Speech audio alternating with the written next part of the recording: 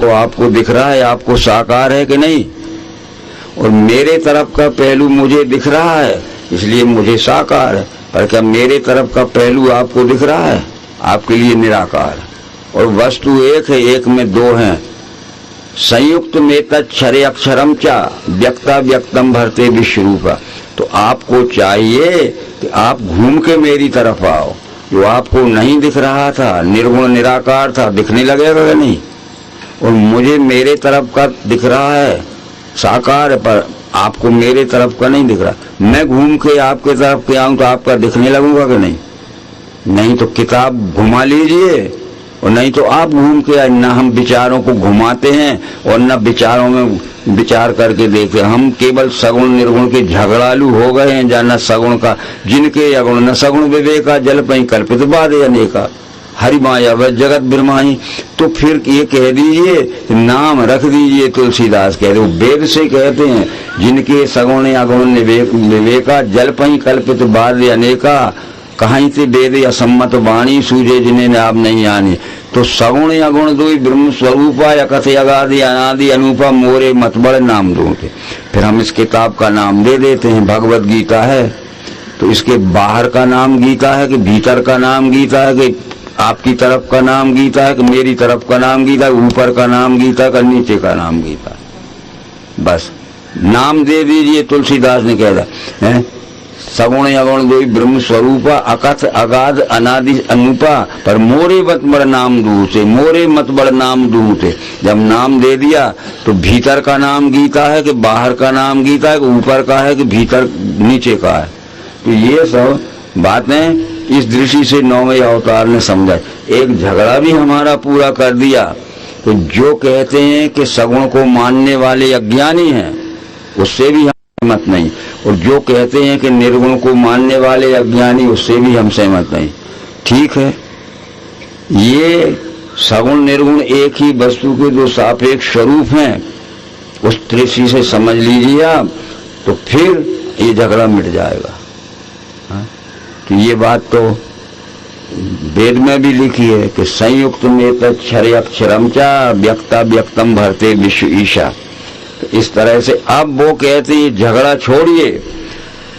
जो कहते हैं कि सगुण को मानने वाले अज्ञानी है, जो कहते निर्गुण को मानने वाले अज्ञानी है, पर उस समय के अवतार के कोटि के पुरुषों ने जो समझाया था वो ज्ञान हम भूल गए। तो वो सगुण के मानने वाले खूब प्रतिमाएं पूजते हैं घर में, और वो निर्गुण को मानने वाले प्रतिमाओं को तोड़ते हैं, फेंकते हैं। यही हो रहा है। तो वो कहते हैं कि आज से पहले जो आदर्श पुरुष हो गए हैं वो आज हमारे बीच में नहीं है। त्रेता में श्री रामचंद्र जी हो गए, सतयुग में हो गए, और भी मत्स्यकश्यप द्वापर में श्री कृष्णचंद्र जी हमारे बीच में नहीं है। उनके नाम पर देवालय बनाइए, उनकी प्रतिमा बनाइए, प्रतिमा की प्राण प्रतिष्ठा करिए, परंतु वो प्रतिमा उनके ज्ञान गुण कर्म के यादगार का स्वरूप है। उनकी प्रतिमा रखिए, उस प्रतिमा को देखकर उनका ज्ञान क्या है, गुण क्या था, कर्म क्या था, ये संस्कार लाओ इसमें।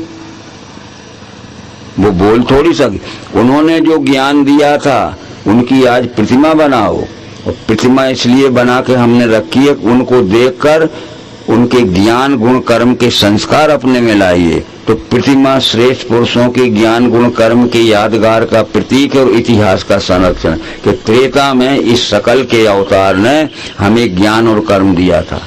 तब तो वो लिखा भी है रामायण में, रामचरितमानस यह नामा सुनत श्रवणया है विश्रामा। इस ग्रंथ में इसका राम का ज्ञान, राम का गुण और राम का चरित्र लिखा है। तो राम के ज्ञान को समझो, राम के गुण को समझो, और राम के धर्म स्थापना के कर्म को समझो। और रामायण भी रख ली और राम की प्रतिमा भी रख ली और हाथ भी जोड़ लिए। तो इस तरह से आज भी हम कॉलेजों में पढ़ते हैं। साइंस कॉलेज की सबसे बड़ी क्लास MSc होती है, ठीक है। तो MSc के जीवित प्रोफेसर हमें पढ़ाता है, डेमोन्स्ट्रेशन दिखाता है, हम देखते हैं। वो चला जाए छुट्टी पे, उसकी प्रतिमा रख लेना और कहना सब्जेक्ट पढ़ाओ। हाँ, जो ज्ञान उसने हमें अभी तक दिया है वो आज नहीं है, पर उस ज्ञान को हम अपनी बुद्धि में रख के परीक्षा में बैठ के अपना स्थान लेते हैं। तो वो आज हमारे बीच में नहीं है। उस समय त्रेता में राम ने जो ज्ञान दिया था, द्वापर में कृष्ण ने जो ज्ञान दिया था, उस ज्ञान को, उनके गुण को, उनके कर्म के संस्कार लावें और इतिहास का संरक्षण के जैसे हमारे पूर्वजों ने दिया था उस ज्ञान के कारण। तो जानिए आदि में कर्म मुमुख जने आचरे, पुरखों का देख के तैसा स्वकर्म तुम भी करो। पूर्व के समय के जो पूर्व के अवतारों ने जो ज्ञान दिया था वो जीवित नहीं, उनकी प्रतिमा है। उनको देखकर उनके ज्ञान गुण और कर्म के संस्कार लाओ और आचरण करो। ये बात सरल में समझ में आती है कि नहीं हमारे? तो उनके ज्ञान और कर्म को हम समझ रहे हैं आज, तो केवल प्रतिमा रख लिए। इसलिए प्रतिमा को आप विरोध मत करिए, प्रतिमा रखना पड़ती है, क्योंकि उनकी प्रतिमा को देखकर त्रेता में जिस ज्ञान दिया राम ने, त्रेता में जो कर्म का आचरण किया धर्म स्थान और प्राण प्रतिष्ठा का भी यही हाल होता है। हमने दिल्ली से या जयपुर से बड़ी बड़ी प्रतिमाएं लाए थे, कल यहाँ रखी थी। हमने देवालय बनाया और बहुत बड़ा समाज बुलाया, लाखों रुपए का खर्च किया खूब, और बड़े बड़े वेद के मंत्र कहे, बड़ी बड़ी पूजा और स्वाहा किया, और फिर जो आज रखी थी वो यहाँ बैठा दी चबूत। आ गए प्राण, आ गए प्राण, अच्छे जोर से कहो आ गए कि नहीं। तो गीता में कृष्ण कह रहे हैं कि इमं विवस्ते योगम प्रोक्तवान हम व्ययम विवशवान मनुवे प्राय मनुष्यवाको विब्रवीत एवं परंपरा प्राप्त मिमं राज ऋषियो विदुषा काले नेह माता योगो नष्टः परंतप। ये सतयुग में ये ज्ञान विवशवान ने दिया था। सूर्य वंश में उत्पन्न हुए विष्णु भगवान ने, विष्णु भगवान का ये ज्ञान उनके बड़े पुत्र वैवस्वत मनु को मिला, यही ज्ञान दे के गए, और वैवस्वत मनु ने यह ज्ञान अपने पुत्र इक्ष्वाकु को दिया। एवं परंपरा प्राप्त मिमं राज ऋषियो विदुषा काले ने माता योगो नष्टा परम। इक्ष्वाकु ने ये विश्वरूप दर्शन कराने वाले ज्ञान की परंपरा क्या कि जो शिक्षालय खोले हैं, पहले ये परमात्मा की पहचान कराओ तब बेईमान कोई नहीं होगा, विश्वरूप की पहचान कराओगे तब बेईमान कोई, और विश्वरूप की पहचान नहीं होगी तो फिर विश्व के साथ में करेंगे छल कपट पाखंड बेईमानी और लेंगे राम का नाम, का कृष्ण का नाम, परमात्मा का नाम। तो एवं परंपरा प्राप्त एवं राज ऋषियो विदुषा काले ने माता योगो नष्टा परम, ज्ञान योग नष्ट हो गया। तो इसी ज्ञान को देने के लिए रामचंद्र ने कहा फिर मैं आया हूँ। रामचंद्र जी ने हजारों वर्ष तक ये ज्ञान चलाया, और रामचंद्र जी के जाने के बाद ये ज्ञान फिर मर गया, यानी नष्ट हो गया। तो कृष्ण क्या कहते हैं ज्ञान कर्म संन्यास योग नाम के 4थे अध्याय में कि वही ये पुराना ज्ञान मैंने आज तुझे कहा। सतयुग में जो विवस्वान ने दिया था, त्रेता में जो राम ने दिया था, और वही ज्ञान देने के लिए आया हूँ अर्जुन, कुछ नई बात नहीं। सएवायम मयाति यदि होगा प्रोग, वही ये पुराना ज्ञान मैंने आज तुझे कहा, क्योंकि भक्त है तू सका। तो मैं सतयुग में जो विष्णु दर्शन कराने वाला ज्ञान विवस्वान के पास था, उनने अपने पुत्र वैवस्वत मनु को दिया, उनने अपने पुत्र इक्ष्वाकु को दिया। इक्ष्वाकु ये रामचंद्र जी का भी 8-10 पहले पीढ़ी पूर्व का पुरखा है। इसने इसका किया कि समस्त शिक्षालयों में, स्कूलों में इस ज्ञान को पहुंचा दिया। तब फिर उस समय सच्चाचार हजारों वर्ष तक चला और वो ज्ञान फिर भूल गए। तो क्या पढ़ा हमने गीता में? गीता के ज्ञान कर्म संन्यासियों के 4थे अध्याय के 4थे श्लोक में कृष्ण कहते हैं कि जो सतयुग में विवस्वान के पास था, त्रेता में राम के पास था, वो ज्ञान फिर नष्ट हो गया। तो उसी ज्ञान को देने के लिए अर्जुन मैं आया हूँ, वही ये पुराना ज्ञान मैंने आज तुझे कहा, भक्त है तू सखा मेरा से। तो वो इसलिए उनकी प्रतिमा रख लीजिए। ये त्रेता में राम ने उनके ज्ञान क्या थे, गुण क्या था, कर्म था, उनके ज्ञान गुण कर्म के संस्कार लाइए। वो सकल देख के वो बताएगी नहीं, पर वो इतिहास लिखा है, इतिहास का संरक्षण है कि राम ने क्या ज्ञान दिया था, कृष्ण ने क्या ज्ञान दिया था, इतिहास में देख लो। तो यही ज्ञान तो दिया था। अब थोड़े में यह कहना चाहते हैं कि कृष्ण ने भागवत में बार बार ये बात कहा है। ये कपिल जी ने अपनी माता को देव बार बार ये बात समझाई है। कृष्ण जी जब शत्रुओं के डर से, जरासंध आदि के डर से भागे, मथुरा से द्वारका जा रहे थे, अपने प्रिय मित्र उद्धव को बुलाया। उन्होंने कहा उद्धव, मेरी और तुम्हारी उम्र बहुत लंबी हो गई है, अब मैं द्वारका यहाँ मथुरा में बचने की कोई संभावना नहीं है, ये जरासंध मुझे मार डालेगा। तो अब मैं प्रिय मथुरा भूमि, प्रिय मथुरा छोड़ के अब जा रहा हूँ जन्मभूमि द्वारका। पर वहाँ जहाँ 11वें स्कंद में पूरा कृष्ण का उद्धव का संवाद है, आत्मैव सत्यम तत्सृजते सृजति प्रभु त्रायते त्राति विश्वात्मा हृते हरिस्व। आत्मैव तदिदम विश्वम, 11वें स्कंद में आत्मैव तदिदम विश्व, आत्मा एव इदम विश्वम तत्सृजते सृजति प्रभु त्रायते त्राति विश्व आत्मा। ये विश्व रूप का नाम परमात्मा है। यह सारी सृष्टि इसमें उत्पन्न होती है, झाड़ पेड़ से घास से लेके मनुष्य तक, और सारी सृष्टि इसमें रहती है। अंत में सारी सृष्टि इसमें सब कुछ मिल जाते है। तो इस तरह से विश्व रूप परमात्मा को मत भूलना। और मैं जा रहा हूँ अब द्वारका। अब मेरी और तुम्हारी उम्र ज्यादा हो गई है, और ये निश्चित है कि हो सकता है कि जिंदगी में हमारा दोनों का फिर जीवित में मिलना न हो। तो कृष्ण जी का शरीर द्वारका में त्याग हुआ, उद्धव का यहाँ मथुरा में हुआ। और ये कह के गए थे कि आत्मैव तदिदम विश्वम, आत्मा एव इदम विश्वम तत्सृजते सृजति प्रभु त्रायते त्राति विश्व आत्मा हृते हरिस्व। तो ये सब बातें इसमें लिखी, ये छोड़ दी जाती हैं। और ये तो सब करेंगे हम, इसमें छुड़ाया नहीं जाएगा। वेद देखो, शास्त्र देखो, देखो स्मृति पुराण भी, पर ज्ञान की दृष्टि से देखो। जो ज्ञान उन्होंने दिया था उसी ज्ञान की दृष्टि से हमें उनके चरित्र पढ़ना पड़ेंगे। तो वेद भी देखो, शास्त्र भी देखो, देखो स्मृति पुराण भी, पर ज्ञान की दृष्टि से देखो। तो ज्ञान ही तो कहा, कृष्ण जी ने क्या कहा कि नहीं ज्ञानेन सदृशम पवित्र नहीं विद्यते। इस मनुष्य लोक में ज्ञान के समान श्रेष्ठ कोई दूसरी श्रेष्ठ वस्तु नहीं है। तत्स्वयं योग संसित कालेन आत्मनि विन्दते। यहाँ ज्ञान बिना दूजा पवित्र और कुछ है नहीं। सो स्वयं योग संसिद्ध काल से निज में लख है। इस संसार में ज्ञान के समान पवित्र कोई दूसरी वस्तु नहीं है। परंतु जिनकी पुण्याई सैकड़ों जन्म की होगी उनको ज्ञान समझ में आएगा। और जिनकी पुण्याई अभी जैसे छोटे बच्चे की तरह हम पैदा होते, पुण्याई नहीं तो उनको समझ में नहीं आए। यही बात हमें रामायण में मिलेगी, यही भागवत में मिलेगी, यही गीता में मिलेगी। जब वनवास के समय श्री रामचंद्र जी के साथ उनके छोटे भाई लक्ष्मण जी थे। एक बार प्रभु सुख आसीना लक्ष्मण कहे बचन छलहीना। बड़े अवकाश में बैठे थे श्री रामचंद्र जी। लक्ष्मण जी ने बड़े संकोच में पूछा कि कहिए ज्ञान विरागरु माया, कहु भक्ति करो जी दया। जीवन ईश्वर भेद प्रभु कहो सकल समझाए, जैसे हो वे चरण रति शोक मोर। पहले तो मुझे ज्ञान समझाओ, फिर वैराग समझाओ, फिर माया समझाओ, फिर भक्ति समझाओ, फिर जीव ईश्वर में क्या भेदे समझाओ। मैं ठीक ठीक नहीं समझता हूँ, मेरा भ्रम निकाल। तो ज्ञान ही समझना है पहले। तो क्या समझाया था रामचंद्र जी ने? ज्ञान मान जाए एक नाही, देखे ब्रह्म स्वरूप सब पाई। जिसके शरीर में ज्ञान हो गया है उसके शरीर में एक भी अभिमान नहीं रह सकता। जाति का अभिमान, कुल का अभिमान, धन का अभिमान, पंथ अभिमान,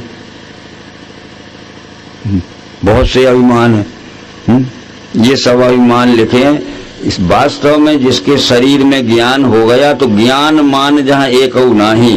जिसके शरीर में ज्ञान हो गया उसके शरीर में एक भी अभिमान नहीं रहेगा, तब सब में परमात्मा दिखेगा। जैसे हमारी आंख में कोई भी विकार नहीं है, तो जैसा है वैसा जो है वह सब दूर तक दिखा। हमारी आंख में कोई भी एक विकार हो, जाला हो, फुली हो, माड़ा हो या मोतिया बिंद हो, तो दिखेगा। तो ये अभिमान हमारे बुद्धि में ये क्या है? अभिमान एक धुंध लाने वाले हैं। इसलिए अभिमान त्याग दीजिए। जिसके 17-18 प्रकार के अभिमान लिखे हैं, में जाति का अभिमान, कुल का अभिमान, पद का अभिमान, पंथ का अभिमान है, ये सभी अभिमान है। फिर अपने मान अभिमान छूटे ही नहीं। मान अभिमान छूटने के बाद हमारी बुद्धि समझने लायक होगी। फिर दूसरी बात वैराग के विषय में समझाइए, कहिए ज्ञान, फिर वैराग, फिर माया। तो वैराग के विषय में वो कहते हैं कि वही कहते हैं परे राग कहते हैं आसक्ति को। कहिए तासो परम विरागी, तृण संसिद्ध 3 गुण त्यागी। वो श्रेष्ठ वैराग्यवान पुरुष वह है जो अपने स्वार्थ के लिए किसी की वस्तु एक घास के तिनके के बराबर भी नहीं लेता है कि ये किसी की वस्तु रास्ते में भी पड़ी है तो उठा के ले जाओ। कहिए तासो परम विरागी, परम यानी श्रेष्ठतम वैरागी, जो तृण सम, ये घास के तिनके के समान भी किसी की दूसरी की वस्तु को नहीं छूता है, तब है। तो हम तो क्या रास्ते में कुछ पड़ा होगा किसी का, वो गिर भी गया होगा तो उठा के रख के चले जाएंगे। तो इस तरह से ज्ञान वैराग पहले समझना, और भागवत में यही लिखा है। इसके बाद समाप्त करते हैं।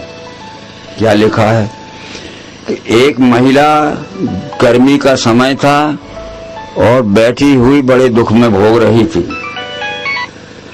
कौन है जी? मैं यहाँ हूँ, क्या गांव? जबलपुर जिले में हूँ।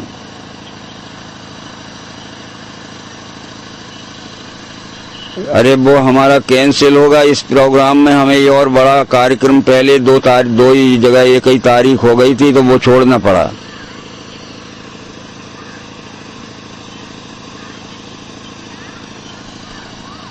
जी मैं नहीं पहुंचूंगा वहां। हाँ न रमरिया, ये कुछ लोग तो आ ही रहे थे, वो कहते आप पहुंच रहे हो नहीं। ये मिनिस्टर का पीओ है मध्य प्रदेश का। तो क्या कह रहे थे हम?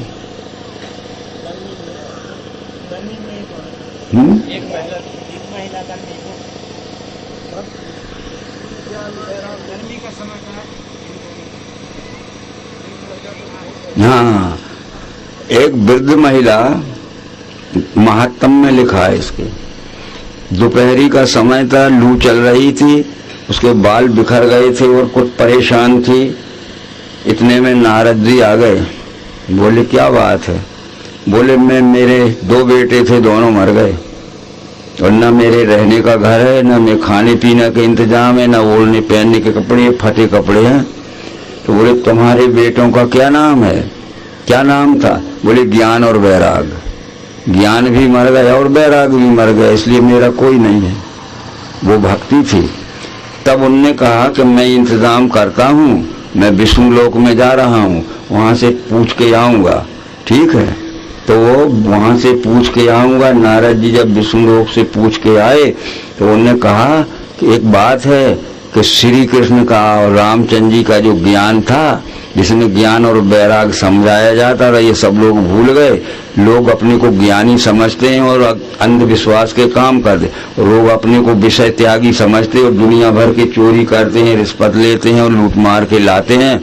तो ये ज्ञान और वैराग जहाँ होंगे वहाँ भक्ति होगी, जहाँ ज्ञान वैराग नहीं है वो भक्त नहीं हो सकता। तो रामायण में लिखा है ये बात। क्या है? स्वर्ग नर के अपवर्ग नसैनी, ज्ञान वैराग भक्ति सुख देनी। तो पहले ज्ञानी बनिए, विश्वरूप का दर्शन हो जाएगा तो भक्त बन सकते हो, विषयों की आसक्ति छूट जाएगी। तो भक्ति थी जो रो रही थी, ज्ञान भी नहीं रहा, इसलिए मेरी ये हालत है। और विषयों की आसक्ति नहीं छूट, दूसरे का तिनका भी छुड़ा के रख लेते और अपने घर में सब पड़ा सड़ जाए तो उसको किसी को नहीं देना चाहिए। तो स्वर्ग नर के अपवर्ग नसैनी, ज्ञान वैराग भक्ति तो देनी। यदि मोक्ष में जाना है तो ज्ञान और वैराग पहले प्राप्त करो, नहीं तो वो नसैनी है ऊपर चढ़ने की, उसकी 7 सीढ़ियां लगी होंगी और फिर जो अपन 7 वो लगाते हैं, एक एक दिन फट फट फूटेगा, वो धुंधकारी का और गौकर्ण का, वो बात तो यहाँ नहीं है। 7वीं श्रेणी में जाना पड़ेगा। तस् सप्तधा प्रांत भूमि प्रज्ञा। हमारी पहले पशु बुद्धि होती है, पशुओं में से आते हैं नहीं। इसके बाद मनुष्य बुद्धि होती है, इसके बाद नर बुद्धि होगी, तब ज्ञान समझने की इच्छा होगी। तो फिर लिखा है नर तन पाए विषय मन देही, पलट सुधा से सदवे। नर सत्व गुण प्रधान और बुद्धि प्रधान मनुष्य को कहते हैं। जो नर नहीं होगा उसको ज्ञान समझ में नहीं आएगा। पशु तमोगुण और अहंकार प्रधान मनुष्य को कहते हैं, और मनुष्य विषय भोगी विषयासक्त को कहते हैं। और नर मनुष्य उसे कहते हैं जो सत्व गुण प्रधान होगा और बुद्धि प्रधान होगा, तो नर को ही ज्ञान हो सकता है। बस नर तन पाए विषय मन देही, पलट सुधार। हमने नर शरीर पाया है और फिर विषय भोगों में आसक्ति में रहेंगे तो पलट का मतलब है कि मनुष्य शरीर से लौट के फिर 84 में जाना पड़ेगा। तो अपना समय हो गया है, बीच बीच में आप नोट भी करते रहना, जहां समझ में ना आएगा उसकी शंका समाधान भी हम भागवत से करेंगे, और जिसने गीता पढ़ी वो गीता से करेंगे, जिसने रामायण पढ़ी वो राम से। यहाँ समाप्त करते हैं। तो 4 अवतार, युग में 10 अवतार होते हैं, कल युग में 9वें अवतार का नंबर नर्मदा किनारे है। बस ठीक है। शिनानाथ जन्म सहस्रेषु, तो हमने समझ लिया कि पानी में डूबे आएंगे तो हमारे पाप धुल जाएंगे। नहीं, ये तो शब्द ज्ञान का अर्थ किया तो अनर्थ हो जाएगा। नर्मदा किनारे से 9वें अवतार का विश्व रूप दर्शन कराने वाले ज्ञान का आविष्कार होगा। उसमें जो सत्संग रूपी स्नान करेगा वो मुक्त होगा। तो विमल ज्ञान जल जब सो नहाई तब रह राम भक्ति ऊंचाई। तन की शुद्धि के लिए है जैसे स्नान, पर मन की शुद्धि के लिए है वैसे ही ज्ञान, और बुद्धि शुद्धि के लिए है वैसे विज्ञान। बस ओम शांति शांति शांति। विश्वरूप परमात्मा की जय, सनातन धर्म की जय। मार्गदर्शन है जो हमारे कल्याण के लिए आवश्यक है, उसके बारे में सुना समझा। और अब शाम आपके परिचय के अनुसार शाम के 3 बजे से 5 बजे तक सृष्टि के अनादि कारण विश्वरूप परमात्मा और भ्रम मोक्ष निवारण करने वाले, विश्वरूप का ही दर्शन कराने वाले तत्वदर्शी सद्गुरुदेव के चरणों में हार्दिक नमन करते हुए बड़े हर्ष और सौभाग्य का और पुण्याई का हमारा सबका भाई बहनों का समय है कि आज हम जीवात्मा ने जो मनुष्य शरीर में जन्म लिया है उसका अंतिम ध्येय प्राप्त करने के लिए यहाँ उपस्थित हुए हैं। ईश्वर का अंश ही है जीव। अंश से मतलब होता है जैसे पिता का अंश उसका पुत्र होता है, तो पुत्र ही पिता को भूल जाए तो बड़ा झगड़ा बन जाएगा। तो ये ईश्वर विश्वरूप हमारा परम पिता है, हम मानव मात्र उसकी संतान है। इस ध्येय को प्राप्त करने के लिए ही हमने और परमात्मा ने हमें मनुष्य शरीर में भेजा है। हमारे पास साधन है, उन साधनों से हम आज से लगाकर 7 दिन तक, पहले स्कंद से लेकर 12वें स्कंद तक कथाएं सुनाएंगे, और आप सब उनको नोट करिए जहां समझ में न आवे, और समझ में आ गया है तो उसको ध्यान में रखिए कि यहाँ से सत्संग समाप्त होने के बाद श्री भागवत सप्ताह का हम फिर न भूलें। आज के प्रसंग में इतना ही कहना चाहते हैं कि जिनके कारण से भागवत ग्रंथ का इतिहास लिखा गया वो हैं अभिमन्यु के पुत्र परीक्षित। ठीक है, और जिन्होंने भागवत सुनाया परीक्षित को वो ही व्यास जी के पुत्र सुखदेव। वो अपने समय के सबसे बड़े विद्वान थे सुखदेव जी। सुखदेव जी की जीवनी सुनाते हैं, फिर आगे तो सुखदेव जी ने जो कुछ भी परीक्षित को सुनाया है और जो कुछ भी 7 दिन रहकर गंगा किनारे सुखदेव जी ने परीक्षित से सुना है मोक्ष प्राप्ति के लिए, अवश्य ही उसका ध्यान रखेंगे हम, और हमारे जीवन में, हमारी शेष जिंदगी में उसका व्यवहार में उपयोग करेंगे। अश्वत्थामा ने पहले स्कंद में लिखा है भागवत में कि पांडवों का वंश निर्वंश हो जाए, इसलिए 18वें दिन शिविर में घुस के द्रौपदी के 5 पुत्रों को मार दिया कि इनका वंश ही निर्वीर हो जाए, वंश में कोई न रहे। परंतु उत्तरा के गर्भ में परीक्षित था, उसको भी जहर दे दिया था अश्वत्थामा ने कि गर्भपात हो जाए तो पांडवों का वंश ही खत्म हो जाए। श्री कृष्ण जी ने अमूल्य औषधि देखे, जिसको हम कहते रामबाण औषधि है, वो देखे और गर्भपात बचा लिया था। फिर परीक्षित का जन्म महाभारत युद्ध के बाद हुआ, समझते जाना। परीक्षित का जन्म हुआ था तब बड़ी आशा हो गई कि पांडवों का जब वंश खत्म नहीं होगा, क्योंकि वो उसी वंश में हुआ था, उत्तरा से अभिमन्यु से। ठीक है, परंतु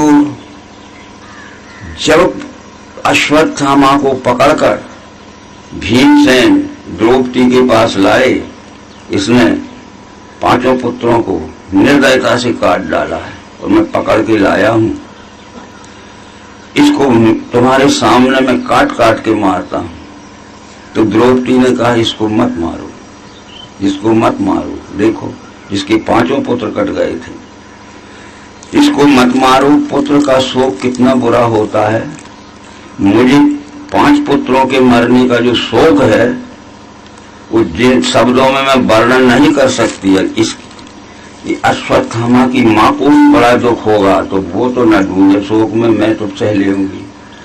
पर इसको क्या करो कि पांडवों के वंश में जो उसके कुल गुरु का शिरोमणि दर्जा है, इसकी सिर की मणि निकाल लो। यहाँ अंधविश्वास बताया जाता है कि उसको पकड़ के और इसकी खोपड़ी खोली, वो भीतर कोई मणि रखी होगी, वो निकाल के और फिर ड्रेसिंग कर दिया, और ड्रेसिंग करके कह दिया द्रौपदी ने, इसको कह दो आज से हमारे राज्य में इसका कुल गुरु का दर्जा, जो शिरोमणि दर्जा है, खत्म है, सीमा के बाहर चला जाए बस। तो ये अंधविश्वासी क्या अर्थ करते हैं, उसकी खोपड़ी खोली और उसके भीतर से मणि निकाला और फिर ड्रेसिंग कर दिया। तो ये कथावाचक कहते हैं भागवत के कि अभी भी मिलता है, वो कुछ लोगों को ऐसी मक्खियां उड़ाता है, घाव नहीं भरा। बताओ 6000 वर्ष हो गए उसकी खोपड़ी सड़ी। ये उसका मतलब ये था कि जो शिरोमणि दर्जा है कुरुकुल का, यानी इसका पिता द्रोणाचार्य जो है ये पांडवों के वंश का कुलगुरु था, वो शिरोमणि दर्जा होता है, यानी तो इसका शिरोमणि दर्जा खत्म कर दीजिए कि हमारे राज्य से चला जाए, इसकी शक्ल देखने को न मिले। तो ये गलत अर्थ किया जाता है, खोपड़ी को खोली, उसमें से भीतर से निकाला और फिर ड्रेसिंग कर दिया, आज भी जिंदा है वो। सोचिए आप, ऐसा गलत अर्थ भागवत का नहीं करना चाहिए। वो क्या कहते हैं कथावाचक भागवत के, आज भी मिलता है वो तो हमें, और फिर झूठ भी कह देते हमने देखा भी है। ऐसा हो सकता है। इसलिए जो कुल गुरु का दर्जा होता है वो शिरोमणि दर्जा होता है। रामचंद्र जी के राज में लिखा है कि क्या लिखा है, मणिगणपुर नर नारी सुजाति, सुचि अमोल सुंदर सब भांति। मणिगणपुर नर नारी सुजाति, सुचि अमोल सुंदर सब भांति। अरे राम के राज में सब स्त्री पुरुष शिरोमणि मणि हो गए, मणि हो गए। शिरोमणि नहीं लिखा है, मणिगणपुर नर नारी सुजाति, मणिगण मणियों का समूह हो गया सब स्त्री पुरुष राम के राज में। यानी राम भक्ति रत सब नर नारी, राम भक्ति रत सब नर नारी सकल परम गति के अधिकारी, और राम भक्ति चिंतामणि सुंदर बसंत करो जिनके और अंदर। इसलिए मणि का मतलब शिरोमणि दर्जा है। जो भक्त अनन्य भक्त हो गया वो जहां बैठा है, चाहे मजदूरी करता हो लेबर की, वह उससे शिरोमणि हो गया, क्योंकि उसके सिर में जो ऊंचे से ऊंचा ज्ञान है विश्वरूप का, वो उसकी बुद्धि में समा गया। बुद्धि में स्थित हो गए, मैं ही संपूर्ण विश्व हूँ, अकंप धारणा बैठे गया द्वेष समाधि सो। इस बात को भूल जाइए, न ऐसा हुआ है न हो सकता है। तो ये फिर एक बार समझ लीजिए आप कि जब उत्तरकांड में बताया गया कि रामचंद्र जी का राज हुआ, राम भक्ति रत सब नर नारी सकल परम गति के अधिकारी, और राम भक्ति चिंतामणि सुंदर बसई गरुड़ जिनके और अंदर। मणिगण पुर नर नारी सुजाति, राम के राज में सब स्त्री पुरुष मणियों का समूह हो गए, हीरा मोती का समूह हो गए। इसका मतलब है कि हीरा जन्म मिला अनमोल, फिर तू कंकड़ क्यों बनता है। परमात्मा प्राप्ति के लिए जो हमारा परम पिता परमात्मा है, ये मनुष्य शरीर में जन्म परमात्मा ने ही दिया है। एक बार को अच्छी तरह समझ लीजिए, तो फिर हम रामायण देखते हैं और वो भागवत से मिलाते हैं। जब रामचंद्र जी के धर्म स्थापना का काम पूरा हो चुका, तो फिर जाना चाहिए। जैसे हमारा 7 दिन में भागवत सप्ताह पूरा हो जाएगा तो जाएंगे अपने अपने से। तो फिर रामचंद्र जी ने समस्त नगर निवासियों को, ब्राह्मणों को और गुरुवर्ग को बुलाया। एक बार रघुनाथ बुलाए, गुरुध्वजपुरवासी सब आए, गुरु भी आए, ब्राह्मण भी आए और नगर के सब निवासी आ गए। और रामचंद्र जी ने आदर से सबको बैठाला और वो सुनाते हैं सबको कि सुनो सकल पूर्व जन्म में वाणी, कहूं न कछु ममता और यानी। हे ब्राह्मणों, गुरुवर्ग, हे नगर निवासियों, भाइयों बहनों, जो कुछ मैं कहता हूँ ध्यान से सुनना समझना, और हम भी जो कुछ कहते हैं आप अपनी बुद्धि के ध्यान से सुनना समझना है। सुनम सकल पुरजन्मम वाणी, कहूं न कछु ममता और यानी। किसी स्वार्थ के बस में मैं नहीं कह रहा हूँ, ठीक है।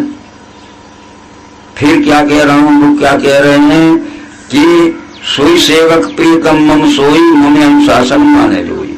वही मेरा सेवक है, वही मेरा सबसे अधिक प्यारा भक्त है जो मेरे ज्ञान को मानेगा। आप लोग शिक्षित हैं। सोई सेवक प्रियतम मम सोई, ये बात साधारण नहीं थी। ये प्रिय, प्रियतर, प्रियतम, ये सुपरलेटिव डिग्री का शब्द है। यानी वही मेरा सेवक है, वही मेरा भक्त और दुनिया में सबसे अधिक प्यारा है जो मेरे ज्ञान को मानेगा। सोई सेवक प्रियतम मम सोई, मम अनुशासन माने जो। फिर राम ने ज्ञान क्या दिया जो हमें रामायण मिलता है कि इस जीव की मंजिल को देखिए। तुम लोग नहीं जानते हो, तुम तो पैदा हुए हो, खाओ कमाओ और मजा करो, विषय भोगो। इस जीव की मंजिल को देखिए, जीव कहाँ कहाँ से आया, कैसे कैसे आया, क्या क्या इसने दुख भोगे। राम बोले आकर 4,84,000 योनि भर में यह जीव अविनाशी। 4 खानी की 84 लाख योनि में इस जीव आत्मा ने कई बार महिलाओं में, देवियों में, कई बार पुरुषों में जन्म लिया और बड़े दुख भोगे। आकर कहते हैं खानियों को, खानियां कितनी होती? 4। उद्भिद, जो झाड़ पेड़ हैं ये जमीन पे होने वाले उद्भिद, ये पहले उद्भिद में था, खूब समझ लेना। इनमें भी जान होती है झाड़ पेड़ों में, वो भी मरते जीते हैं, वो भी खाते पीते हैं और वो भी फलते फूलते हैं, वो भी बीमार होते हैं। कहीं की एक डाल सूख गई तो कहीं एक हरी रही, जैसे अपन अर्धांग पैरालाइसिस हो जाता है। ये उद्भिद में था, कितना कटा कुल्हाड़ियों में कितनी जो उद्भिद से। उद्भिद में केवल शरीर इंद्रियों का विकास नहीं था, मन और इंद्रियों का विकास नहीं था, पर ये कई जगह खड़ा रहा, पड़ा रहा। पर देखो वो भी खाते पीते हैं झाड़ के, वो भी मरते जीते हैं, सूखते, वो भी बीमार होते, वो भी फलते फूलते। इंद्रियों और मन का विकास नहीं होता, ये कई जगह खड़े रहते थे, पड़े रहते थे। परंतु उससे उत्क्रांत होकर ये स्वेदज में आया। स्वेदज कहते हैं पानी या पानी के विकार से होने वाले जंतु, जो मगरमच्छ होते हैं, बड़े बड़े मीन पीन पाठीन पुराने, उसमें आया। मछलियों में तो जाल में फंसा फंसा के लाए थे जब हम स्वेदज में थे, और बाजार में मछलियों को काटा गया था, खाया गया था, उनके पानी से छुड़ाया गया था, जो उनका घर था, निवास, ठीक है। वहाँ इंद्रियों का विकास हो गया, धीरे धीरे चलने लगे स्वेदज, अपने मुंह से खाने लगे, वो में खड़े थे एक जगह। तीसरी खानी में आए हम अंडज में। अंडज कहते हैं किसको? जो अंडा से पैदा होते हैं। कुछ जमीन में होते हैं जो अंडा से पैदा होते हैं, कुछ पक्षी होते हैं, कौवे, मुर्गी, मोर, बतख आदि। तो देखो मुर्गियों की क्या हालत होती है, वे कबूतर पकड़ के खाए जाते हैं। तो हम भी मुर्गी मुर्गा होती थे और हमें यहाँ भी होंगे मुर्गियों के बड़े बड़े वो कटते हैं, कहाँ कहाँ से मुर्गी पालन केंद्र खोले गए। तो अंडज में भी ये हालत हुई। अंडज से फिर पिंडज में यानी जारज में आए। वहाँ 2 श्रेणियां थी, पशु योनि और मनुष्य योनि। जिनके पेट से बना बनाया बच्चा निकलता है उसको जारज या पिंडज कहते हैं। तो पशु योनि में भी गाय, बैल, भैंस, हिरण, मृग थे तो बना बनाया बच्चा निकला। तो हम जंगल में हिरण मृग थे तो शिकारियों ने रखेल रखेल के मारा और पकड़ के काट लाए। और ये गांव में बकरी बकरा थे तो देखो क्या बकरियों का क्या हाल होता है। ये हमारा ही हाल हुआ था पशु योनि में। तब ईश्वर को दया आ गई, आकर 4,84,000 योनि भर में यह जीव अविनाशी। फिर सदा माया कर प्रेरा, काल कर्म गुण स्वभाव गेरा।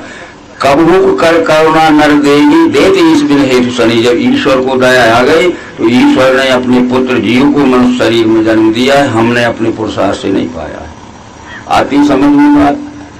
अरे कबहू कर करुणा नर देही देते इस बिन हेतु। जब ईश्वर को दया आ गई तो बहुत मुर्गी मुर्गा हिरण मिरग बने और बकरी बकरा बने, सो खूब काट काट के खाए गए थे। तुम्हें क्या होश है इसका?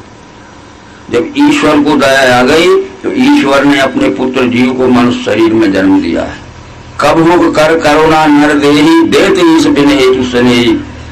बड़े भाग्य मानुष तन पावा सुर दुर्लभ सदग्रंथन गावा। साधन धाम मोक्ष कर द्वारा। ये मनुष्य शरीर साधन संपन्न हो गया। ये धाम ये घर तो शरीर है, इसमें हमें 8 साधन मिल गए। उद्भिज का शरीर था, स्वेदज में इंद्रियां मिली 5, कानाक त्वचा जीव नासिका। अंडज में 6वां मन मिला और पिंड श्रेष्ठ मनुष्य में हमें 7वीं बुद्धि लिखी और 8वां ये जीवात्मा है। 8 साधन हैं। राम ने कहा था, रामायण को हमने पढ़ा है अपने मतलब से और हमें समझाया नहीं गया ठीक, तो हमने जैसा मनवाया हम मानते गए, जैसा मनवाया गया मानते गए। यदि हमारा शिक्षक स्कूल का जिस पहले समय जो पहले ही बार लड़का पढ़ने गया और वो पढ़ा दे कि 2 और 2 5 होते हैं, तो लड़के को मानना पड़ेगा। गलत समझाया गया। तो बड़े भाग मानुष तन पावा साधन धाम मोक्ष कर द्वारा। तो हमने भी बहुत लोगों से पूछा था कि मनुष्य शरीर को साधन धाम क्यों कहा गया। अरे आपको मालूम नहीं है? देखो 10-10, 15-15 मंजिले बिल्डिंग है, उनमें एयर कंडीशन के कमरे हैं, हेलीकॉप्टर है, हीरा मोती पुखराज है, ये सब। अरे ये साधन नहीं, ये साधन जो समेटते आए उद्भिज का शरीर है। स्वेदज में 5 इंद्रियां मिली, कानाक त्वचा जीव नासिका। अंडज में मन मिला और पिंड श्रेष्ठ मनुष्य में विवेक बुद्धि मिली और 8वां जीवात्मा। ये राम ने समझाया। तो ये मनुष्य शरीर में जीव को जन्म किसने दिया? बोलो। फिर हम भूल गए उसको, न बोलने देता तो फिर मुर्गी मुर्गा और बकरी बकरा बनते ही रहते। काय को भूल गए? नहीं तो अब वो कहते हैं कि नर तन पाए विषय मन देहि पलट सुधा से। यदि ये साधन संपन्न मनुष्य शरीर जो ईश्वर ने दिया है, हमने अपने पुरुषार्थ से नहीं, फिर उस ईश्वर को भूल जाओगे तो पलट लौट के फिर कुत्ता कुत्ती और मुर्गी मुर्गा और बकरी बकरा बनोगे, फिर कटोगे। इसलिए उसको मत भूलना। उसने अपनी अहेतु की कृपा से जीवात्मा को मनुष्य मिले, इसका ध्यान रखिए। कौन कह रहा है? हाँ, तो मैं जो कह रहा हूँ मेरा ज्ञान मत समझना, इसको परोक्ष कथन कहते, इनडायरेक्ट स्पीच कहते। जो राम ने प्रजा को समझाया, प्रजा बैठी थी, ब्राह्मण बैठे थे, गुरु बैठे थे, सब न समझते होंगे, नहीं समझते होंगे, मनमाना करते होंगे और कुछ लोग समझते होंगे। तो अब मेरा अंतिम समय है, धर्म स्थापना का काम पूरा हो गया। इस तरह से सोई सेवक प्रीतम मम सोई में अनुशासन माने जो, वही मेरा सेवक है, वही दुनिया में सबसे अधिक प्यारा है जो मेरे ज्ञान के अनुसार चलेगा, बाकी मेरा कोई नहीं। ये तो श्री कृष्ण जी ने भी भागवत ग्रंथ में कह दिया, इस संसार में मेरा कोई नहीं है, नहीं तो सब मेरे। खूब ध्यान से समझना, अपने अपने घर की ओर ध्यान मत देना। कृष्ण जी ने भगवत गीता और भागवत में कह दिया कि दुनिया में मेरा कोई नहीं है, ना सब मेरे। बताओ, दोनों बातें बड़ी अजीब है कि दुनिया में मेरा कोई नहीं है, ना सब मेरे। गुरु से गुरु ये ज्ञान जो मेरे भक्त से कहे, उसने ज्ञान के द्वारा मुझे प्रिय किया, वही प्रिय किया। उससे सर्व मनुष्यों में मेरा प्रिय करता नहीं और कोई नहीं मेरा प्रेम का उस बिना नहीं। जो ज्ञान अर्जुन मैं तुम्हें दे रहा हूँ, हे उद्धव जो ज्ञान मैं तुझे दे रहा हूँ, गुरु से गुरु ये ज्ञान जो मेरे भक्त से कहे, उसने ज्ञान के द्वारा मुझे प्रिय वही किया।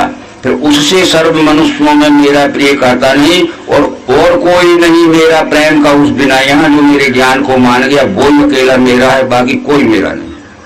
और कृष्ण जी ने कह दिया उद्धव जी से, नहीं शत्रु नहीं मित्र नहीं है पुत्र भी मुझे, न मेरा कोई शत्रु है, न मित्र, न कोई मेरा बेटा है।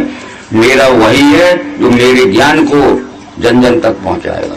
व्याप्त है संसर्वत्र परमात्मा यह देख के, व्याप्त है संसर्वत्र परमात्मा यह देख के, फिर आत्म प्रेम नहीं त्यागे वो पावे परम गति। अनेक भाव सृष्टि के देखे एक ही रूप में, उसी से विश्व है जाने, ब्रह्म संपन्न वही मेरा प्यारा है, नहीं तो कोई नहीं। खाओ पियो मजा करो, और जिस दिन नंबर आएगा सो घसीट के हम लोग में ले आऊंगा। कर्म को मत भूलना, जिस ज्ञान के लिए मैंने परमात्मा ने पहुंचाया है। ठीक है, अब ये बात वहां फिर आई जब परीक्षित का जन्म हो गया। ठीक है, उसने राजनीति पढ़ी, सब पढ़ा, सब शास्त्र पढ़े, और परीक्षित की उम्र जब 40 वर्ष की हुई, ठीक है, तो परीक्षित को राजगद्दी पे बैठाल दिया गया। राजगद्दी पे बैठाल दिया तो इतना ज्ञानी होके भी और कृष्ण का नाती पंथी होते हुए भी उसको ज्ञान मद हो गया। जो हम कहते थे कि धन का मद, राज का मद, ज्ञान का मद, जाति का मद, कुल का मद, सब पद था, ज्ञान मद हो गया। ज्ञान मद और राज के पद का मद हो गया। जंगल में गए थे परीक्षित, गद्दी पे बैठ गए थे। जब लौट के आए तो एक विभांडक ऋषि नाम के एक ऋषि थे, जिनका नाम समीक ऋषि लिखा है भागवत में। वो ध्यान मग्न हुए ऐसे बैठे थे रास्ते में, थोड़े हटके। वो घोड़े पे बैठ के परीक्षित आ रहे थे। परीक्षित तो उनने कहा कि तुम कौन हो, क्यों बैठे हो? मैं जंगल से आया हूं, मेरा मुंह सूख गया है, गला सूख गया है, मुझे पानी लाके दो। वो तो ध्यान में बैठे थे। उन ऋषि का नाम क्या था? विभांडक ऋषि, उनका समीक ऋषि भी नाम था। वो नहीं बोले तो बोले सुनते नहीं हो, कौन पूछ रहा है? अब देखो राजा बन के बोला मुझे पानी लाके जल्दी दो, मेरा मुंह सूख गया है, गला सूख गया। फिर भी उस ऋषि ध्यान मग्न बैठा था, नहीं सुना। तो एक मरा हुआ सांप पड़ा था, पढ़ा होगा आप लोगों ने। बस परीक्षित को खबर लग गई कि वो सत्संग श्राप दे गया कि जो मरा हुआ सांप मेरे पिता के गले में डाला है, इस 7वें दिन जिंदा होकर परीक्षित को काट खाएगा और मर जाएगा। तो मरने से बचने के लिए भागवत सुनी थी। फिर कौन से सुनी जाए? बताया कि दुनिया में सबसे बड़ा ज्ञानी व्यास जी का पुत्र क्या है? सुखदेव है। और सुखदेव गंगा किनारे भागवत सुनावे तो मरने से बच सकते हो, श्राप से बच सकते हो। तो परीक्षित ने अभी भी सुखताल है उत्तर प्रदेश में गंगा किनारे, वहां सुख व्यास जी के पुत्र सुखदेव जी से गंगा किनारे भागवत सुनी थी। खूब कथाएं सुनी, खूब दान पुण्य की बातें सुनी। परंतु मित्रों 7वें दिन तक छका गया और काट खाया, परीक्षित को मर गया। तो कौन सा पाप करके तुम पाप के फल से बचोगे? जब वो सुखदेव से जो सबसे बड़ा ज्ञानी था और गंगा के किनारे भागवत सुनी थी और सांप ने आके काट खाया, तक्षक ने और मर गया, तो फिर कौन सा बुरा का पाप कर्म करके बच सकोगे? पाप करना ही नहीं तो बचोगे नहीं। इसलिए कृष्ण जी ने भगवत गीता में कह दिया कि मैंने एक बार कह दिया है कि बुरा कर्म करना ही नहीं। अगर तुम्हारे में अकल है मेरा ज्ञान समझने की, तब मैं समझूंगा कि तुम ही मेरे हो, और मेरा ज्ञान समझने की बुद्धि नहीं है तो तुम उम्र सब पशु बच जा रहे। तो कृष्ण जी ने कह दिया कि तुम बुरा कर्म करना ही नहीं, और बुरा कर्म कर लिया है तो माफी मांगना है, माफी नहीं मिल सकती। और रामचंद्र जी ने कह दिया कि बुरा कर्म करना ही नहीं हम लोगों को। वो भी अवतार थे रामचंद्र जी, 7वां अवतार कृष्ण। रामचंद्र जी ने कह दिया कि बुरा कर्म करना ही नहीं, और बुरा कर्म कर लिया है तो माफी मांगना है। करनी मोह बस नर अज्ञाना, स्वार्थ बस परलोक नशाना, काल रूप तनकाय में भ्राता सो वसुभ कर्म फलदाता।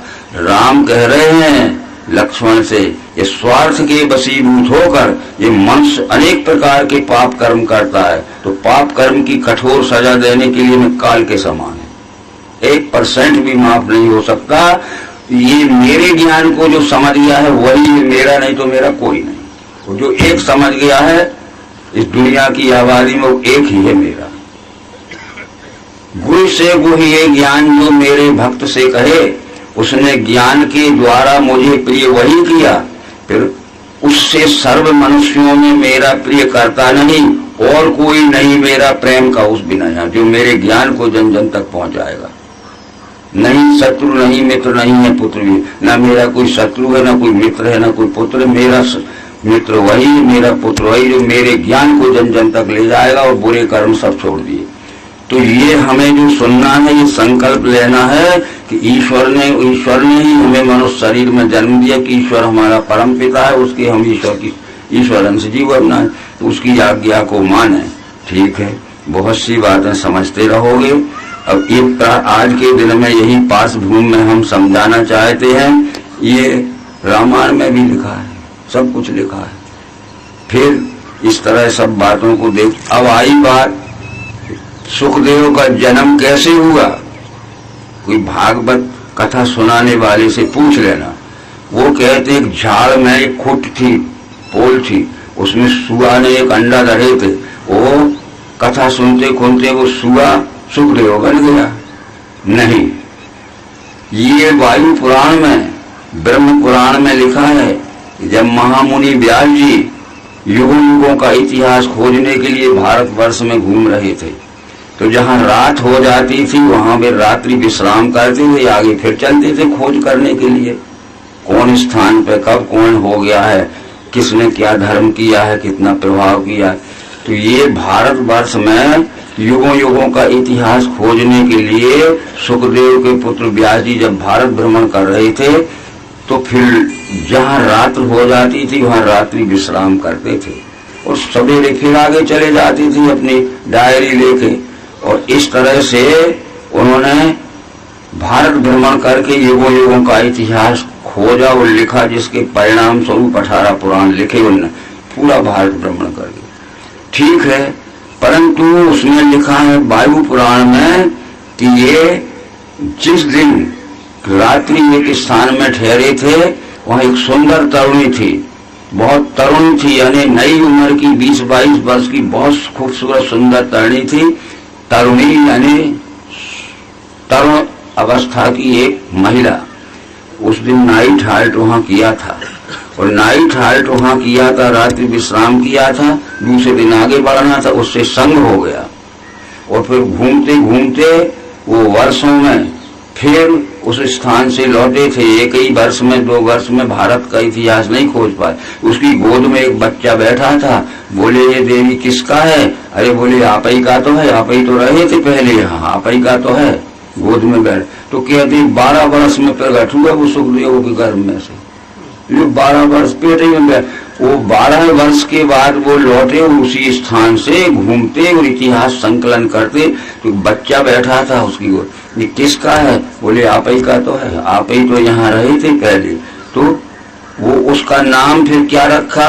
पुराण में लिखा है बटुका देवी, यानी बाट चलते हुए इतिहास खोजते, बाट जानते, बाट चलते हुए वहां उसके यहाँ रात रहे थे और उससे संग हो गया था सुंदरता के कारण। तो उसके गर्भ से पैदा हुआ, माँ का नाम था बटुका देवी और उसका नाम सुखदेव हो गया। खुट्ट से नहीं निकला सुगा, सुखदेव सुगा का पेरेंट्स को हम सुख कहते हैं। ये बातें इतिहास को खोजना पड़ेगा। धर्म के इतिहास से जो बेखबर हो जाएगा तो धीरे धीरे आदमियत को खो के खर हो जाएगा। धर्म ईश्वर नाम पर ये मत पंथ भ्रम फैला रहे, धर्म ईश्वर नाम पर कितने मत पंथ ये भ्रम फैला रहे। कहने वाले स्वप्न में है, सुनने वाले सो रहे। अरे हम कहने वाले जब खुद ही भ्रम में पड़े, भ्रम यानी स्वप्न है, और सुनने वालों को कुछ समझ में नहीं आता, या सोया हुआ आदमी कुछ नहीं समझ, लौट के जाओगे क्या सुन आए, एक कहीं कहोगे बहुत अच्छा था।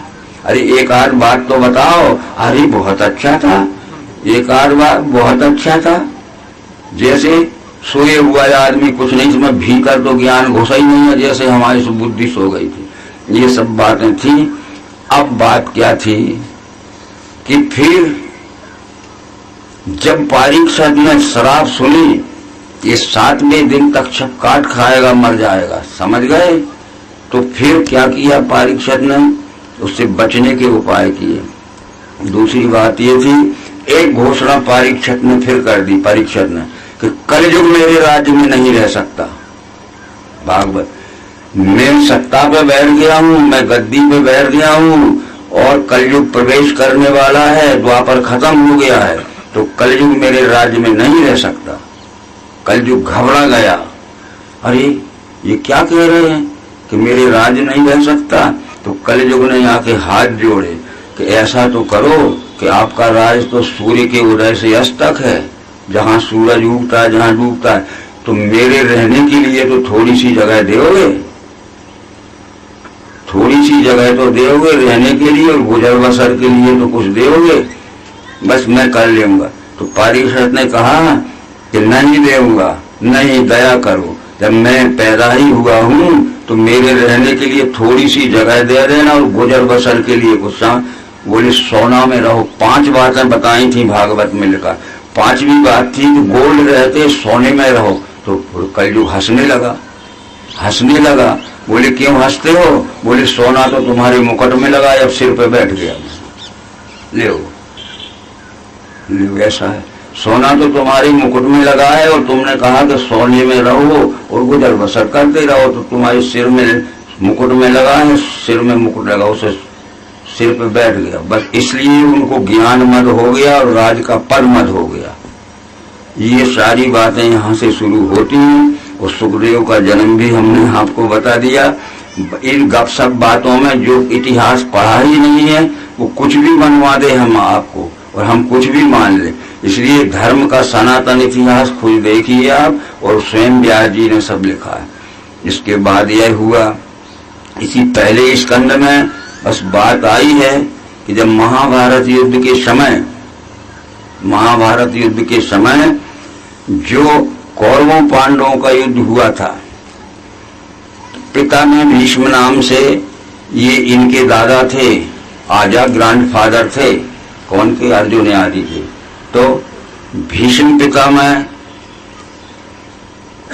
कौर अर्जुन का युद्ध हुआ 5-6 दिन। उसमें अर्जुन घबरा गया, इनको विजय नहीं कर सकते।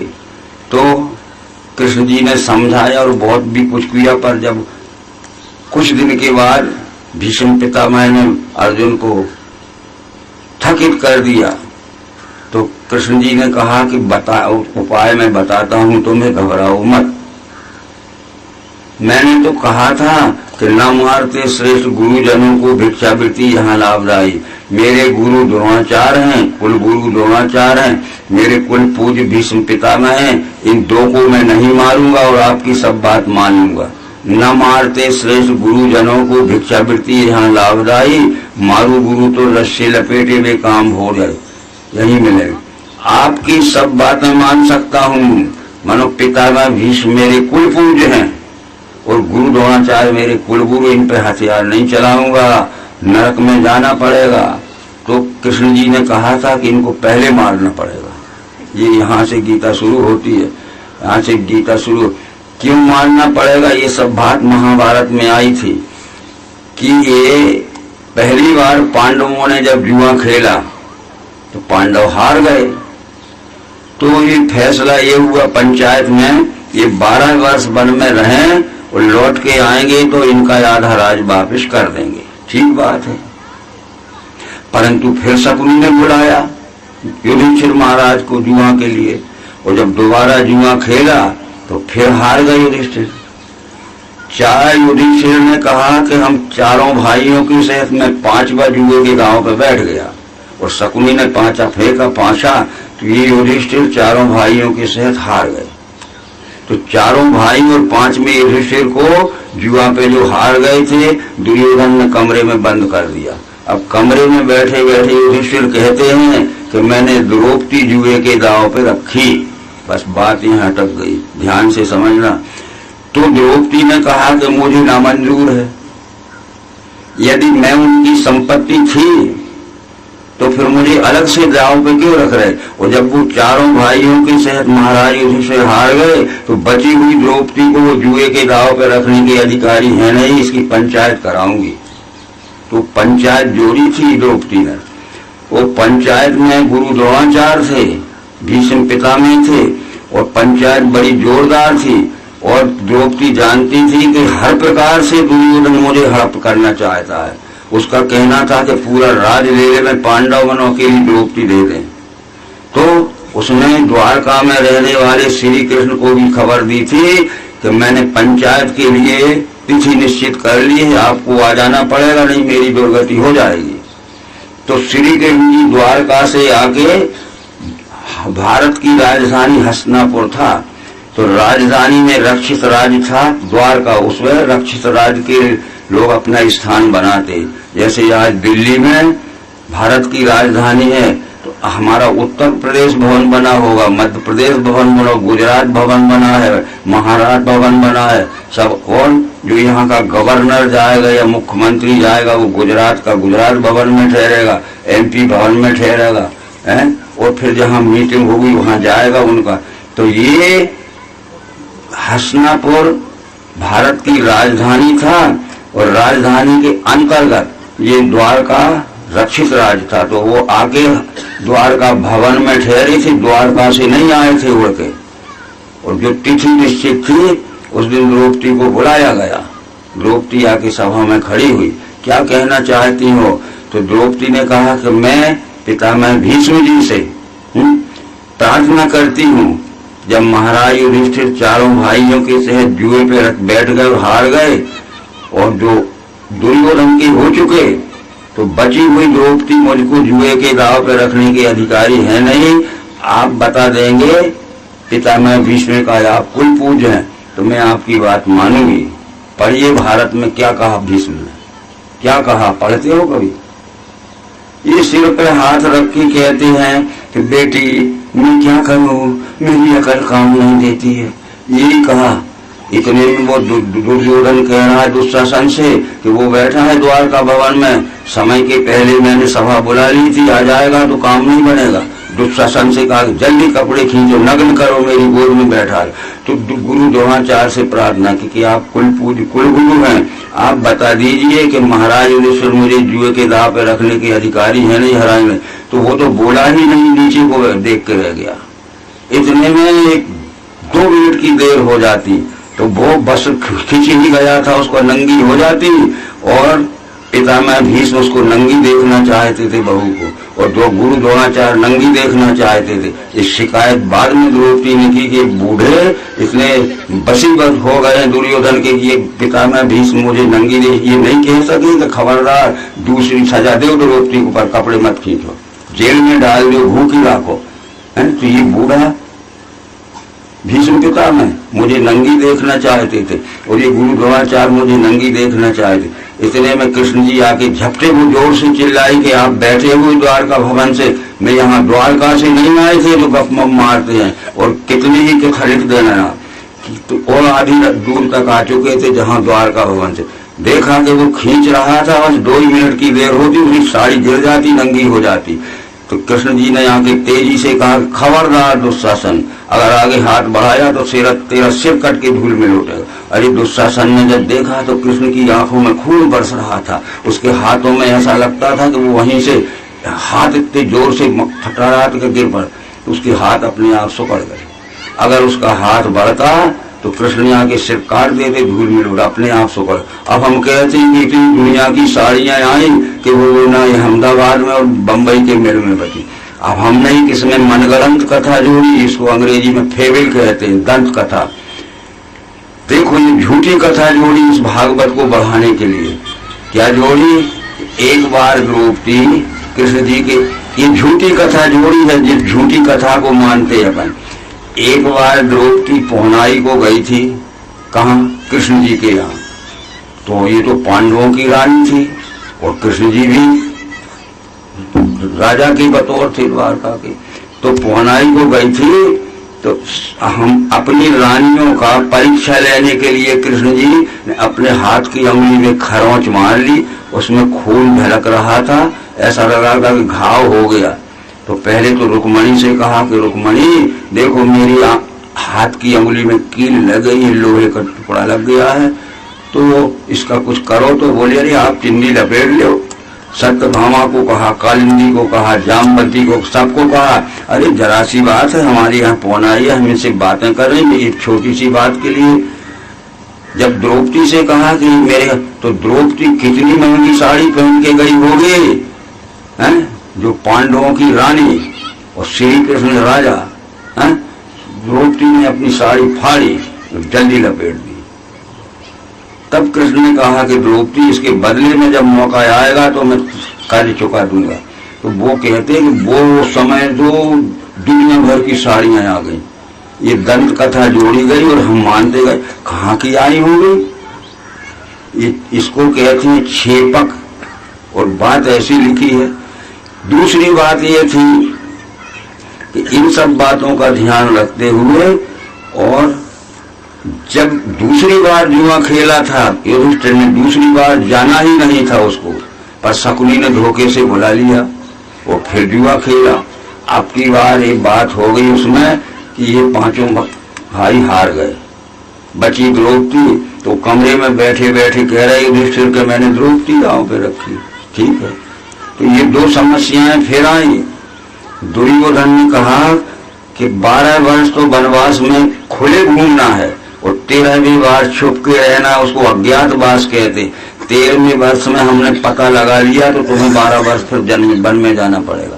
तो 13 वर्ष के बाद आए पांडव लोग, तो दुर्योधन ने झूठा कह दिया कि 13 वर्ष पूरे नहीं हुए, 12 तो खुलासा घूमो, 13 वर्ष छुप के घूमो, हमने पता लगा लिया। तब फिर पांडवों ने कहा कि भाई इसका हम फैसला करवाएंगे। तो दुर्योधन ने कहा कि पितामह भीष्म जी जो फैसला कर लेंगे हमें मंजूर है। तो भीष्म जी ने जो फैसला किया था और दुर्योधन को बता दिया था कि 13 वर्ष 6 महीने में आए हैं, तुम झूठा मत कहो कि 13 वर्ष के अंदर आए। तो भीष्म की बात नहीं मानी थी, कौन ने? दुर्योधन ने। और तो उसकी तरफ से ये धनुष तान के क्यों खड़ा है? अरे भीष्म ने ये फैसला किया था कि 13 वर्ष और 6 महीने में आए हैं, और तुम कहते हो 13 वर्ष के अंदर आ गए। और भीष्म ने फैसला किया, पिता में भी तो भी नहीं मानी। जब तेरी बात नहीं मानी दुर्योधन ने, तो फिर दुर्योधन की तरफ से हथियार लेके क्यों खड़ा? कहता है इसको कुल पूजू को नहीं मारूंगा। ऐसा है कुल पूजू? बहुत सी बातें इसमें होती हैं। इसलिए मधुसूदन ने कैसे युद्ध में भीष्म द्रोण को करूं प्रहारी योग पूजा की अनुसूदन। मैं आपकी सब बातें मान सकता हूँ, पर मैं पिता में भीष्म को, ये मेरे कुल पूज्य हैं, और गुरु द्रोणाचार्य मेरे कुलगुरु, दो को नहीं मारूंगा, बाकी सब बातें मान सकता हूँ। क्यों? भीष्म ने जब नहीं मानी दुर्योधन की बात, तो दुर्योधन, अरे 13 वर्ष 6 महीने में आए, ये फैसला किसने किया? तुम लोग सिर हिला रहे हो, किसने किया? और फिर दुर्योधन ने क्यों नहीं माना? और दुर्योधन ने ही पितामह भीष्म से फैसला करवाया था। जब पितामह भीष्म ने किया हुआ फैसला दुर्योधन ने नहीं माना, तो ये देखो क्या कर रहा है, अन्याय कर रहा है। तो इस तरह से ये दोनों पहले मानने योग्य। तो इस तरह से ये बातें सब हुई। और आगे की बात यह है कि ये पहले स्कंद में ये बातें आएंगी। जब अर्जुन थकित हो गया कि अब मैं विजय नहीं कर सकता, मैंने तो कहा था कि मधुसूदन में कैसे युद्ध में भीष्म द्रोण को करूं प्रहारी योग पूजा के अरिसूदन, न मारते श्रेष्ठ गुरुजनों को भिक्षावृत्ति है यहाँ लाभदायी। मैं पिता में भीष्म को, ये मेरे कुल पूज्य हैं, और द्रोणाचार्य मेरे कुलगुरु, इनको नहीं मारूंगा, भीख मांग के जिंदगी व्यतीत कर लूंगा। तो एक बात फिर आई थी जो कृष्ण जी ने संकेत कर दिया था। जब अर्जुन ने कहा था कि मध्य में सैन्य के दोनों मेरा रथ खड़ा करो, जो लोग मैं देखता हूँ रण में खड़े हुए वीर, जो युद्ध इच्छा के लड़ूं मैं किनसे, यहाँ दोनों सेनाओं के बीच में ले चलकर मेरे रथ को खड़ा कर दो। मैं अपनी आंखों से खुद ही देख लूंगा कि दोनों पक्ष में कौन से मेरे प्रेमी हैं, कौन से मेरे विरोधी हैं। मैं खुद ही देख लूंगा। मध्य में सैन्य के दोनों मेरा रथ खड़ा करो, जो लोग मैं देखता हूँ रण में खड़े हुए वीर, जो युद्ध इच्छा के लड़ूं में किनसे, मैं खुद ही देख लूंगा। तब कृष्ण जी ने क्या किया? मध्य में सैन्य के दोनों रथोत्तम खड़ा किया, अपना रथ बढ़ाया और दोनों सेनाओं के बीच में रथ खड़ा कर। अर्जुन देख ही नहीं पाया, और कृष्ण जी ने कह दिया कि बोले पार्थ ये देखो भीष्म द्रोण महारथ। अरे अर्जुन तो देख ही नहीं पाया, उसने कहा था मैं खुद ही देख लूंगा कि कौन कौन मेरे हितैषी है, कौन कौन मेरे विरोधी। तो मध्य में सैन्य के दोनों रथोत्तम खड़ा किया और बोले भारत ये देखो भीष्म द्रोण। तो सबको क्यों देखा? भीष्म को द्रोण को देख ले, पहले तो इन्हें मारना पड़ेगा। बोले पार्थ ये देखो भीष्म द्रोण महारथी, और फिर फौज के सभी राजा पिछलग्गू इनके खड़े हैं। सब समझ में आती है, इनको पहले मारना पड़ेगा। अब जब भगवत गीता सुनाई, ठीक है, इसके बाद क्या हुआ? कि भीष्म पितामह ने कह दिया कि जब तक मैं अपने हाथ से धनुष नहीं रखूंगा तब तक कोई शूरवीर कितना ही धनुषधारी हो मुझे पराजय नहीं कर सकता। अब इसका भेद लेना चाहिए कि भेद लेके मारना पड़ता है शत्रु को। तो कृष्ण जी ने द्रौपदी को बुलाया और कहा कि युद्ध समाप्त होने के बाद पितामह भीष्म के शिविर में जाना। अब समाप्त होने के बाद अपने अपने शिविर में जाते थे। उस समय कोई किसी से नहीं बोलता था। रात को सवेरे फिर युद्ध करते थे। तो द्रौपदी युद्ध समाप्त होने के बाद पितामह भीष्म के शिविर पे गई। कृष्ण ने पढ़ा दिया कि तुम पितामह भीष्म के चरणों पे माथा टेक लेना और रखे रहना, जब तक वो खुद न उठाए तुम मत उठाना से, नहीं तो ऐसे उठा ले। वो तुम्हारे उठाते समय कुछ भी कहेंगे, दो बात कहेंगे, या तो कहेंगे कि सौभाग्यवती भव या पुत्रवती भव। तो मैं समझता हूं कि तुम्हें पुत्रवती भव नहीं कह सकते वे, क्योंकि तेरे तो पुत्र हो चुके। ये आशीर्वाद में कहेंगे कि सौभाग्यवती भव। आज तो तुम कह देना कि मेरे पति अर्जुन का तुम्हारा युद्ध चल रहा है, तो तुम्हारे हाथ से मेरा पति मारा जाएगा तो तुम्हारी आशीर्वाद झूठी होगी, सौभाग्यवती नहीं। तब उस वक्त बताया था भीष्म ने कि जब मेरे हाथ से मैं धनुष नहीं रखूंगा तब तक कोई नहीं मार सकता। ठीक है।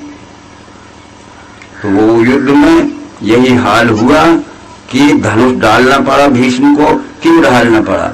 कि कृष्ण ने कह दिया था कि बंटवारे में मैं अर्जुन के तरफ रहूंगा। दुर्योधन मेरा समधी है, मालूम होगा आपको, नहीं पूछ लेना बाद में। क्योंकि बलराम जी की पुत्री दुर्योधन के पुत्र लक्ष्मण को ब्याही थी, समधी होता था। इसलिए ये हमारे दोनों बराबर, अर्जुन भी जैसा है और वैसा दुर्योधन भी हमारे प्रेमी हैं।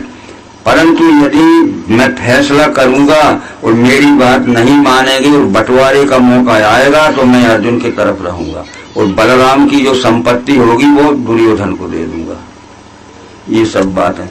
तो ये सब बातों को देखते हुए बस जब घमासान युद्ध हुआ और अर्जुन डर गया तो कृष्ण जी ने प्रतिज्ञा कर ली थी कि भारत युद्ध में मैं हथियार नहीं पकड़ूंगा। रथ से कूद पड़े और भीष्म पिता को मारने को दौड़े। बस भीष्म पिता ने कह दिया कि मैंने प्रतिज्ञा की थी कि जब तक मैं धनुष नहीं रखूंगा तब तक कोई, अब क्या हो गया ऐसा, ठीक है। इसलिए प्रतिज्ञा तोड़ी और वो धनुष रखवा लिया उनने कि जब तक मैं धनुष नहीं रखूंगा तब तक कोई मार नहीं सकता। तो वो बात थी कि वो कहेंगे कि सौभाग्यवती भव। तो वो तुम कह देना कि मेरे पति अर्जुन का और तुम्हारा युद्ध चल रहा है, तुम्हारे हाथ से मेरा पति अर्जुन मारा गया तो मैं कहाँ सौभाग्यवती रहूं। तब भीष्म ने कहा था कि जब तक धनुष नहीं रखूंगा तब तक कोई नहीं। धनुष डलवा लिया, मार लिया अर्जुन ने। अब मार लिया अर्जुन ने और इसके बाद एक बात आती है फिर हमारे में कि जो महाभारत का युद्ध हुआ वो इसमें पहले स्कंद में लिखा है जो हम सुना रहे। तो बाणों के बिस्तर पे सोए थे पितामह भीष्म।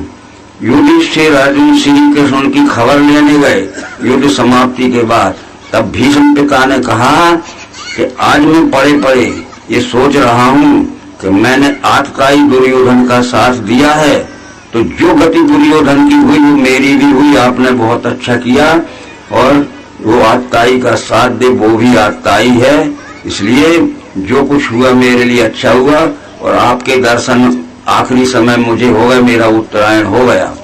तो हम उत्तरायण को क्या समझते हैं, थोड़ा सा यहाँ ध्यान दीजिए, आप वो बोलेंगे। उत्तरायण क्या समझेंगे कि जो सूरज का उत्तरायण होता है वो सूरज का दक्षिणायन होता है। ये सूरज का उत्तरायण दक्षिणायन नहीं है। अब एक कथा आती है इसमें भागवत में। क्या कथा आती है कि जो भीष्म पिता का नाम क्या था, क्या था? देवव्रत। तुम कुछ नहीं पढ़ते, वो देव को बोल रहे। देवव्रत नाम था, देवव्रत। देवव्रत की माँ का नाम गंगा था। वो देह त्याग हो गया उसका। राजा शांतनु चक्रवर्ती राजा था, वो दूसरी शादी करना चाहता था, राजा शांतनु। परंतु देवव्रत उस समय 16 वर्ष का था, लिखा है। उनके संकोच के कारण वो दूसरी शादी नहीं करना चाहता था कि मैं दूसरी शादी कर लूं तो देवव्रत क्या कहेगा कि राज का उत्तराधिकारी पैदा हो गया है, पिताजी की काम वासना पूरी नहीं हुई इसलिए दूसरी शादी क्यों करना चाहते। उस सोच में वो दिन रात रहते थे, न खाने में मन लगता था, न पीने में, न नींद लगती थी, राज के कारोबार में मन लगता था। और धीरे धीरे वो अनीमिया हो गया, उसका शरीर पीला होगा, रक्त अल्पता हो गई। एक दिन देवव्रत ने जाके अपने पिता पूछा उनसे, कौन से, राजा शांतनु से, कि पिताजी क्या हालत है आपकी, न राजकाज में मन लगता है, न खाने पीने में मन लगता है, न आपकी नींद लगती है, ये क्या कारण है। तो देवव्रत से छुपा ली उनने बात कि पुत्र ये तो शरीर का धर्म है, छुपा ली बात कि पुत्र ये तो शरीर का धर्म है। पर वो माना पिताजी से कारण पूछो कि वो ना तो राजकाज में मन लग रहा है, न नींद लगती है, न खाने पीने में, और दिन पे दिन सूखता जा रहा है शरीर, और ये मत पूछना, ये मत बताना कि किसी ने पूछवाया। तब फिर मंत्री ने जब पूछा तो बोले वो मत्स्यगंधा जो रहती है वो संसार में सबसे ढीवर की लड़की, निषाद की लड़की, बहुत सुंदर है, दिन रात मेरी आंखों में झूल रही है, न खाने में मन लग रहा है, न पीने में लग रहा है, नींद लग रही है, राजकाज में मन लग रहा है, काय का खाना पीना है? ये मंत्री पूछ के आया और देवव्रत को बता दिया। तो देवव्रत सीधा चला गया अपने निषाद के पास, केवट के पास। देवव्रत ने कहा कि तुम्हारी पुत्री हमारे पिताजी को दे लो। वो निषाद क्या कहता है कि आप तो चक्रवर्ती राजा महाराजा हो और हम तो मछलियां मार मार के जंगल में बेचते हैं, हमारे कपड़ों से और हमारे शरीर से मछलियों की बास आती है, उसका मत्स्यगंधा नाम था, पढ़ा होगा। तो हमारा आपका रिश्ता नहीं बनेगा। तो देवव्रत ने कहा कि हमारी लड़की थोड़ी दे रहे हैं, अरे तुम्हारी लड़की ले जा रहे तो राजघराने में क्या अड़चन होगी। तो बोले ठीक है, तुम पहली हो और मेरी पुत्री तुम्हारी सौतेली माँ के बन के जाएगी, इससे जो पुत्र होंगे तो राज के बंटवारे में झगड़ा होगा। तो देवव्रत ने कहा कि मैं नहीं झगड़ूंगा। तो बोले तुम नहीं झगड़ोगे तो तुम्हारी संतान झगड़ेगी।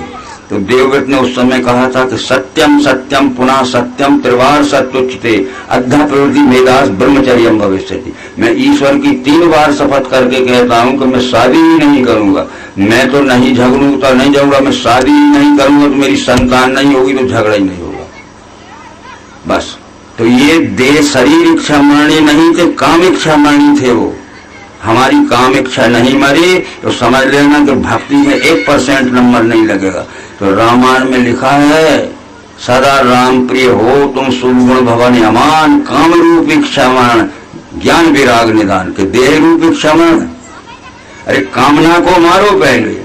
कृष्ण ने भगवत गीता में कह दिया, जब अर्जुन ने पूछा स्थित प्रज्ञा से, स्थित बुद्धि प्रज्ञा से ज्ञानी की पहचान क्या, कहो केशव जी वो क्या कहे कैसे रहे चले। स्थिर बुद्धि समाधिस्थ ज्ञानी की पहचान क्या, जिसकी बुद्धि में परमात्मा निश्चय पक्का स्थिर हो गया। इस समाधि से जो अब गया द्वैत समाधि से हो, ऐसे ज्ञानी मनुष्य की क्या पहचान है, वो कैसे बोलता है, कैसे रहता है, कैसे चलता है। तो कृष्ण ने उत्तर दिया कि मन की कामनाओं को सभी जब त्याग के हो गए आत्मरति प्राप्त स्थिर बुद्धि, उसे कहा। तो वो शरीर इच्छा मरणी नहीं थे, काम इच्छा मरणी तो हमें भी होना पड़ेगा, हमारी कामनाएं मारना पड़े। तब कृष्ण ने उत्तर दिया था कि मन की कामनाओं को सभी जब त्याग के हो गए आत्मरति प्राप्त स्थिर बुद्धि, उसे कहा। ठीक है, ये हम कहते वो शरीर इच्छा मन चाहे जब तक जीते रहें और चाहे जब देह छोड़ दें, गलत बात थी। ये शरीर इच्छा मरणी नहीं, काम इच्छा, उसने उनकी विषय भोगों की कामना को मार दिया। अरे मैं तो झगड़ा नहीं करूंगा, मैं शादी भी नहीं करूंगा ताकि मेरे बाल बच्चे झगड़ा के लिए हो। वो राजकुमार था, चक्रवर्ती राजा का, पिताजी तुम जानो, तुम्हारा काम जाने, हम तो शादी करेंगे एक नहीं दो। तो रामायण में लिखा कि तुम्हें राम प्रिय होना है, सदा राम प्रिय हो तुम, शुभ गुण भवन अमान, काम रूप इच्छा मरण की देह रूप इच्छा मरण, काम रूप इच्छा मरण ज्ञान विराग निदान। ज्ञान और वैराग आप में पूरा आ जाएगा तो सारी कामनाएं मन की कामनाओं को सभी जब त्याग के हो गए आत्मरति प्राप्त स्थिर बुद्धि हो, और त्याग के कामना सर्व चले निष्प्रेता गए, मिट्टी में निरंकारी पाता है शांति को वही। तो वो शरीर इच्छा मरणी नहीं थे। हम भी शरीर इच्छा मरणी की बात न सोचें, अपनी कामनाओं को मार दें बस। कामनाएं जिसकी नहीं मरी तो वो कभी भी भक्त नहीं हो सकता। अब हमने लगा लिया कि सूर्य का उत्तरायण सूर्य का दक्षिणायन, तो वो ये श्लोक लिखा है भारत में, क्या लिखा है, ये लिखा है कि कामनाओं को मारो। अरे सत्यम सत्यम पुनः सत्यम त्रिबार सत्य उच्चते। मैं 3 बार ईश्वर की शपथ लेके कहता हूँ कि अद्धा प्रवृत्ति मेदास ब्रह्मचर्यम भविष्यति। अद्धा यानी आज मैं 3 बार ईश्वर की शपथ लेके कहता हूँ कि मैं तो झगड़ा नहीं करूंगा और मैं शादी भी नहीं करूंगा ताकि मेरे बच्चे को झगड़ा करने के लिए मार देना काम इच्छा चक्रवर्ती राजा। हमको भी भगवत गीता में बात आएगी तो किसकी प्रेरणा से स्वेच्छा बिन कृष्ण जी बल से ढकेलना जैसे वैसे ही काम आचरें। हमारे अंदर कौन सा शत्रु बैठा है, अर्जुन पूछता है, जो हम बुरा काम नहीं करना चाहते जबरदस्ती बुरा काम करने में लगा देता है।